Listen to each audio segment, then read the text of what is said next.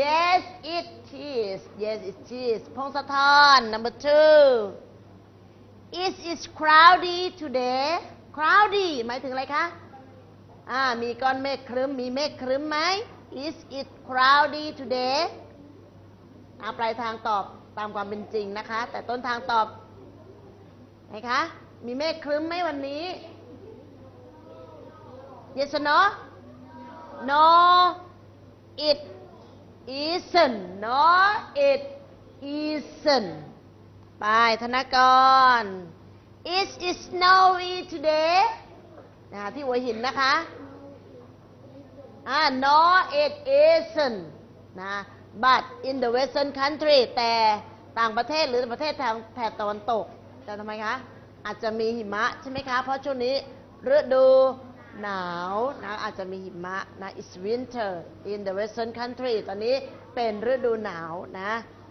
แต่ของเรามีไหมไม่มีนะบ้านเราไม่มี is it นะธีรพัฒน์ is it windy today windy ไปถึงอะไรเอ่ย windy เป็นไงคะช่วงนี้ wind แปลว่าลม windy มีลมไหมมีหรือไม่มีคะตอนนี้เข้าช่วงหน้าหนาวแล้วใช่ไหม yes yes it is มีลมแรงเพราะฉะนั้นเวลานักเรียนเปิดหน้าต่างนะก็ต้องสับขอไว้ด้วยนะลมมันอาจจะพัดถ้านักเรียนออกไปก็อาจจะโดนหน้าต่างหนีบได้นะอันตราย is cool today เป็นไงคะบ้านเรา is cool today เห็นใส่เสื้อกันหนาวกันมานี่แสดงว่าอากาศเป็นไงเอ่ยอากาศเริ่มเย็นแล้วใช่ไหมคะนักเรียนจะตอบว่าไงลูก yes it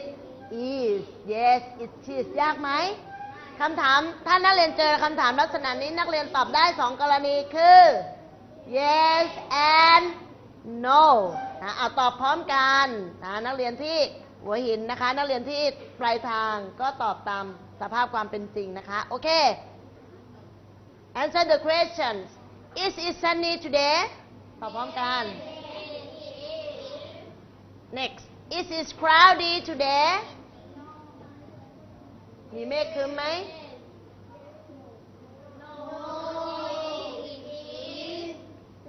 no it isn't is it snowy today no it isn't is it windy today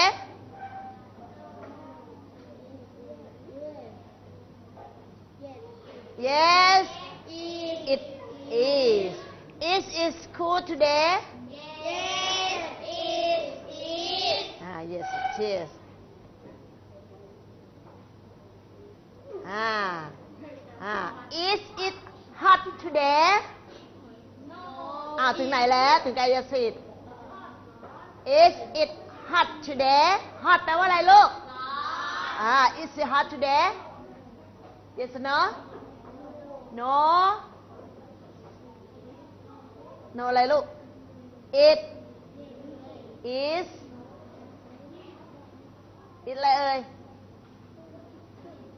no it isn't no it isn't everybody say again ทุกคนพูดพร้อมกันอีกครั้งหนึ่ง is it hot today No, it isn't. next is it wet today อากาศชื้นไหมกนกการ wet ชื้น no อากาศชื้นไหมตอนนี้ชื้นแฉะอากาศชื้นไหมno it is not it is dry นะอากาศไม่ชื้นแต่อากาศมันทำไมคะแห้งใช่ไหมคะอากาศมันแห้ง dry it is cold today cold หมายถึงอุณหภูมิประมาณ10องศาถึงหรือยังลูกยังใช่ไหมคะ yes or no no it isn't คำถามนี้ถามว่าไงเอ่ย Is it dry today อากาศมันแห้งไหมต้องหาครีมหาโลชั่นมาทาใช่ไหมอากาศมันแห้งไม่แห้ง No it isn't อากาศไม่แห้งเลยแล้วไม่ต้องซื้อครีมมาทาเลย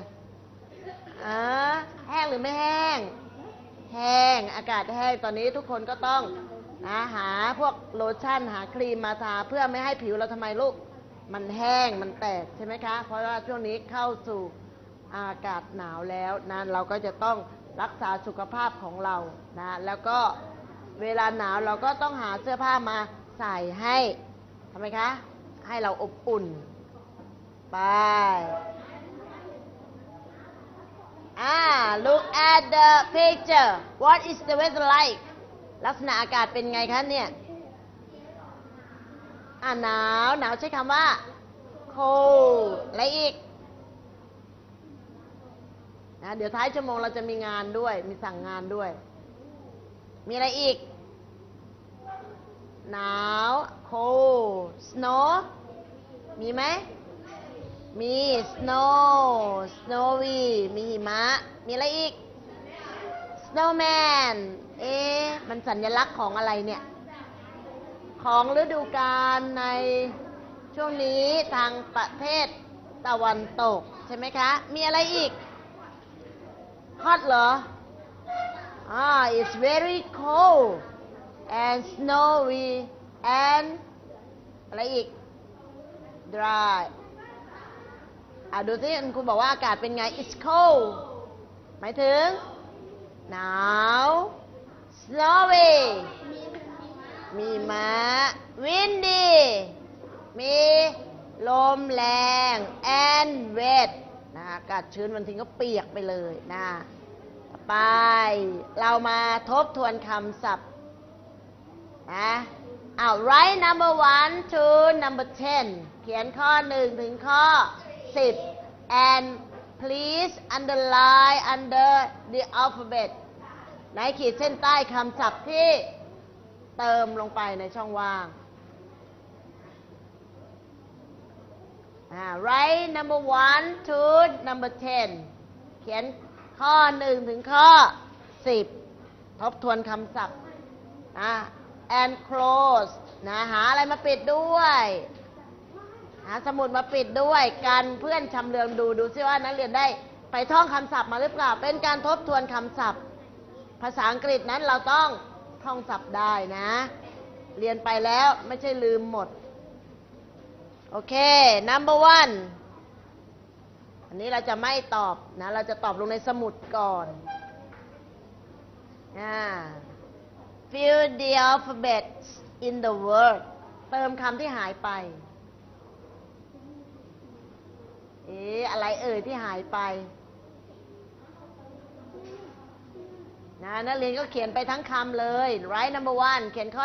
1แล้วก็มีตัวอะไรคะคุณครูมี S แล้วก็ขีดแล้วก็ A fill the alphabet หมายถึงเติมตัวอักษรที่หายไปvery easy เลยข้อนี้ใช่ไหมไหนใครไม่เคยเจอไม่มีนะ number 2 B แล้วก็เว้นที่ไว้3ตัวอักษรแล้วก็ H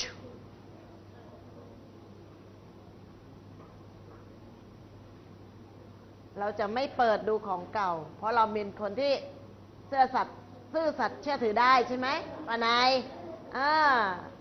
เราเรียนแล้วค่านิยม12ประการมีความซื่อสัตย์เชื่อถือได้ไหมป้านาย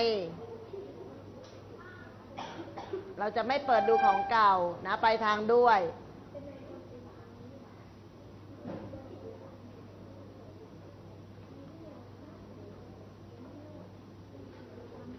number 3 number 3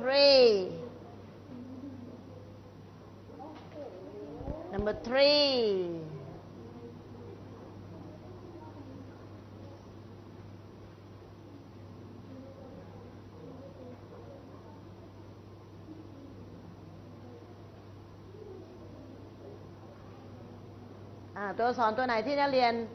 เติมนะคะ ให้นักเรียนทำไมคะ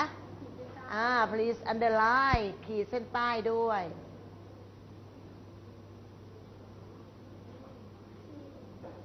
เรียนยังเอ่ยเรียนยังคะธนากรเรียนแล้วนะ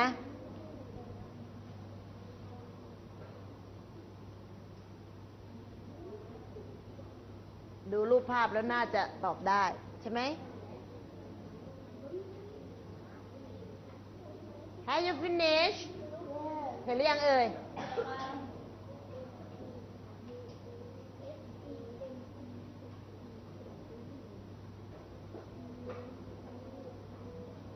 ปลายทางเขาเสร็จหมดแล้ว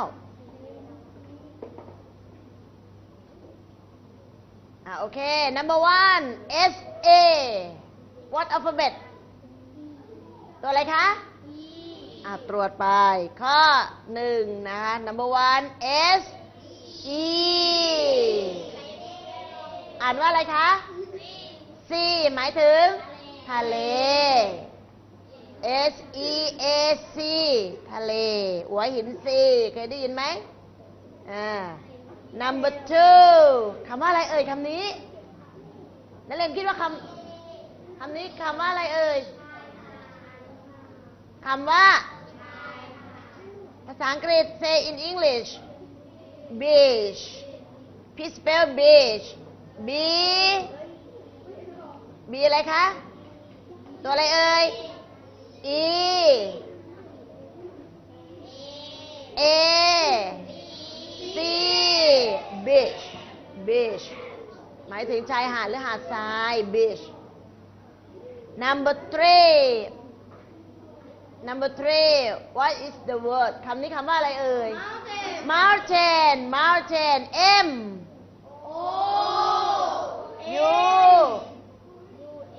O U